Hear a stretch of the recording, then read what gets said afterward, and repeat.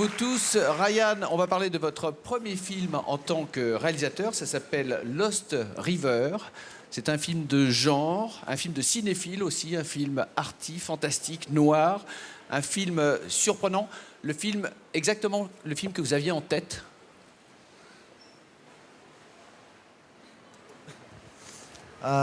Yes. Oui, exactement.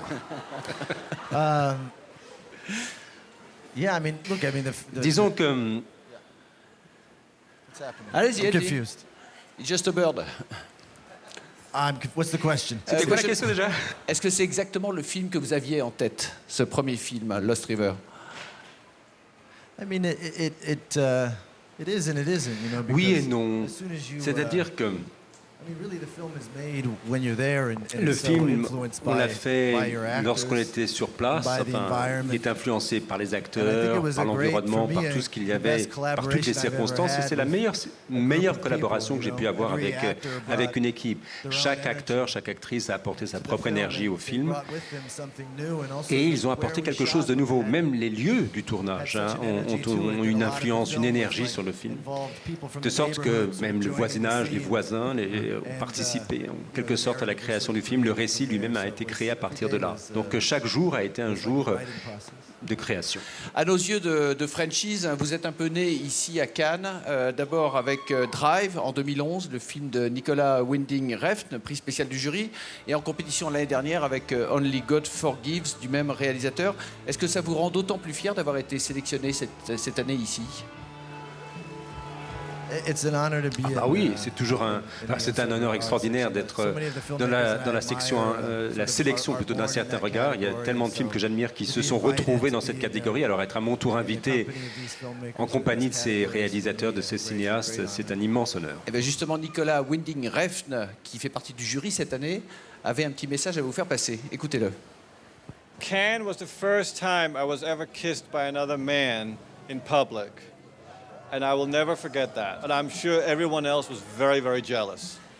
Ça, c'est un vrai baiser de cinéma, Ryan Gosling. Il y a un vrai... Alors, il faut que vous débriefiez un petit peu, parce qu'Antoine était très troublé par ce baiser. J'y ai vu même une petite pointe de jalousie, moi. I don't think that's true, by the way. À propos, c'est pas vrai. Je crois pas que c'était la première fois. Il racontait des salades, là. You know, I don't know. I grew up on Bugs Bunny. Vous savez, moi, mon enfance, c'était les dessins animés de Bugs Bunny, Yeah, it's always, où il se passait toujours des choses. Enfin, le baiser à la Bugs Bunny, c'est quand même quelque chose de très important. Hein. Ah ben Je sais pas si c'était vous vous un rappelez. baiser à la Bugs Bunny, enfin, À la Augustin. Bugs Bunny, Mais voyez, tout Antoine. de suite l'esprit mal placé. Il a vu le film, Nicolas Winding Refn? No, he has not. Non, You'll je see crois it pas. tonight. Pas encore. Il le verra ce soir en première.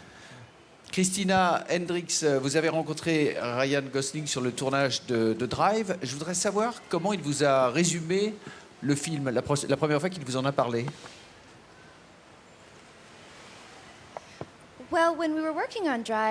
Eh bien, lorsque nous travaillions sur Drive, entre deux scènes, il m'a dit « Oh, j'aimerais bien diriger des acteurs une fois. » Et j'ai dit « C'est très bien », sans savoir que ça allait se faire.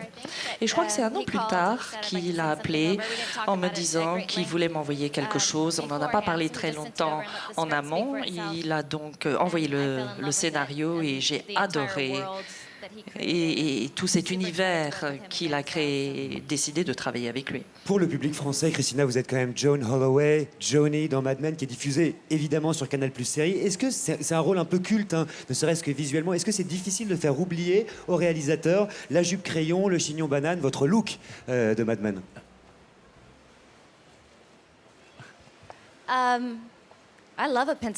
Bah écoutez, les jupes crayons, j'adore.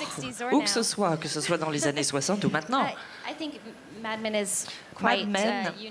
c'est quand même quelque chose de très particulier. C'est assez unique. Et c'est une histoire très différente. C'est dans les années 60. Je crois que ça m'a ouvert des portes plus qu'autre chose, à vrai dire. Alors justement, à propos de séries, à part Reda, on va venir à vous, Reda, vous venez tous de l'univers des séries. Yen, vous êtes l'un des auteurs de Agents of S.H.I.E.L.D., absolument.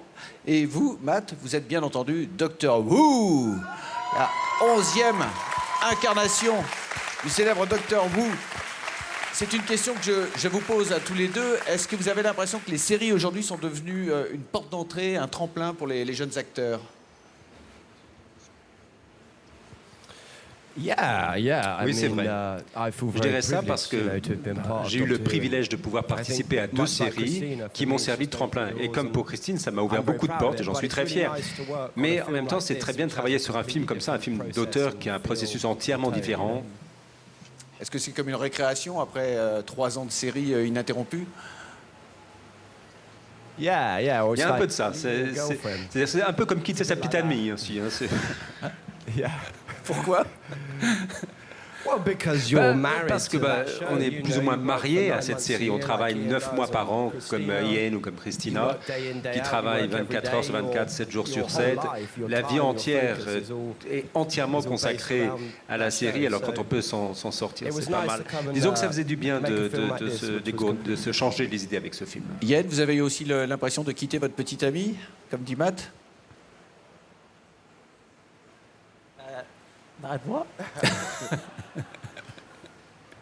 Il vient de dire que c'était comme quitter sa petite amie, passer d'une série à un film. C'est-à-dire qu'à la télévision, les limites sont beaucoup plus évidentes qu'au cinéma et on peut faire moins de choses. Donc on travaille dans un film comme celui de Ryan, avait beaucoup plus de liberté et on pouvait explorer des thèmes beaucoup plus nombreux, beaucoup plus différents. Reda Kateb, alors vous en fait Ryan Gosling vous a découvert en voyant Le Prophète de Jacques Audiard et vous êtes devenu en fait, il faut le dire, la coqueluche de la croisade. Vous êtes un des hommes forts de ce 67e festival, 3 films qui sont projetés ici et c'est pas fini parce qu'on a appris que vous partagerez l'affiche de votre prochain film avec Viggo Mortensen. Vous êtes quelqu'un d'assez discret, Reda. Comment est-ce que vous vivez cette explosion, cette visibilité parce que c'est un peu votre année quand même.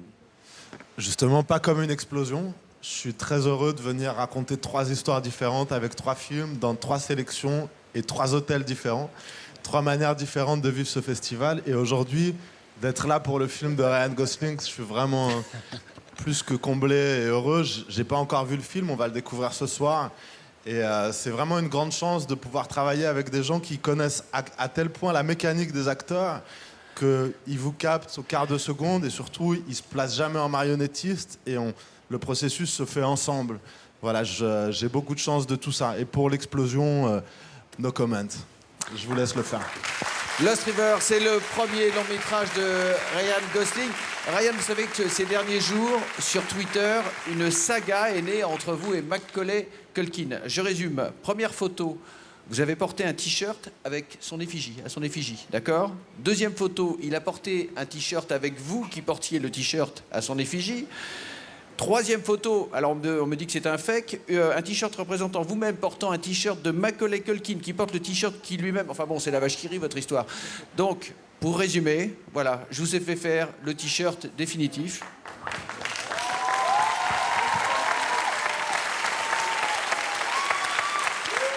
C'est ce qu'on appelle une mise en abîme. C'est pour vous. Thank you.